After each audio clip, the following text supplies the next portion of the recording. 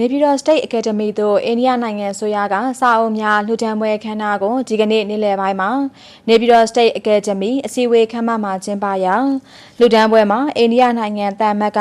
မြန်မာနိုင်ငံရဲ့ပညာရေးကဏ္ဍဖွံ့ဖြိုးတိုးတက်စေဖို့ကျောင်းသားကျောင်းသူများအသိပညာဗဟုသုတများတိုးတက်စေဖို့မြန်မာနဲ့အိန္ဒိယနှစ်နိုင်ငံကြားဆက်ဆံရေးခိုင်မာမှုရှိလာစေဖို့ရည်ရွယ်ပြီးစာအုပ်များကိုလာရောက်လှူဒါန်းခြင်းဖြစ်ကြောင်းပြောကြားကအိန္ဒိယသမ္မတနိုင်ငံတန်မတ်ကနေပြည်တော် State Academy သို့စာအုပ်များနဲ့အမှတ်တရလက်ဆောင်တို့ကိုပေးရလှူဒါန်းရာ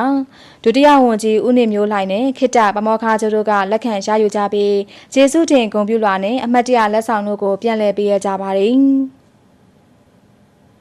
အဲဒီနောက်နေပြည်တော် State Academy ခေတ္တပမောက္ခချုပ်ဒေါက်တာနုနုလွင်ကအခုကဲ့သို့လာရောက်လှူဒါန်းမှုဟာနေပြည်တော် State Academy မှကျောင်းသားကျောင်းသူများဆရာဆရာမများဝန်ထမ်းများနဲ့သင်ကြားရေးလုပ်ငန်းများအတွက်များစွာအထောက်အကူပြုမှာဖြစ်ပါကြောင်းပြောကြားခဲ့တယ်လို့သိရှိရပါတယ်ရှင်။